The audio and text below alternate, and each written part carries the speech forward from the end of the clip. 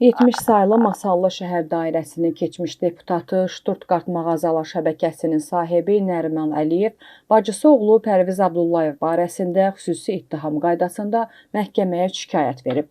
Teleqraf xəbər verir ki, sabiq deputat bacısı oğlunun Cinayət Məcəlləsinin 147.2 və 148-ci maddələri üzrə təqsirli bilinməsini, onun 3 il 6 ay müddətinə azadlıqdan məhrum edilməsini məhkəmədən xahiş edib.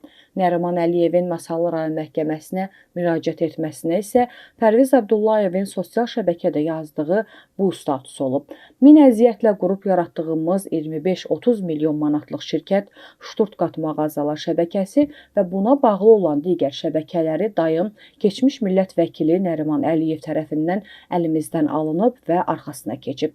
Haram olsun, istədiyi kimi yeyir. Bizim tərəfimizdən bütün qurumlara müraciət olunsa da, hər yerə pul verərək haqqımızı yeyirlər.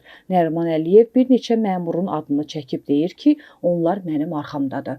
Bu, Nəriman Əliyevin birinci böyük şirkətləri ələ keçirməsi deyil. Əvvəllər də belə böyük şirkətləri ələ keçirib və şərikinə kələk gəlib. Konkret İranlı şərikin ürəyi partlayıb öldü. Bizim hələ ki ürəyimiz partlamayıb və bizim bu ölkədə kömək edəcək elə böyük yaxın məmur dostumuz yoxdur.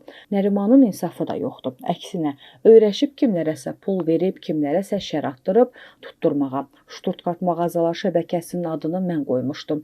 Arzularımız, xəyallarımız var idi. Şəbəkəni tam ələ keçirdikdən sonra dərhal adını dəyişib şassi qoydu. Məhkəmə müəyyən edib ki, xüsusi ittiham qaydasında verilmiş Cinayət Prosessual Məcəlləsinin 293.3-cü maddəsinin formal tələblərini pozmaqla tərtib edilib. Bu səbəbdən məhkəmə baxışının keçirilməsindən və xüsusi ittiham qaydasında şikayətin icraata qəbul edilməsindən imtina olunub.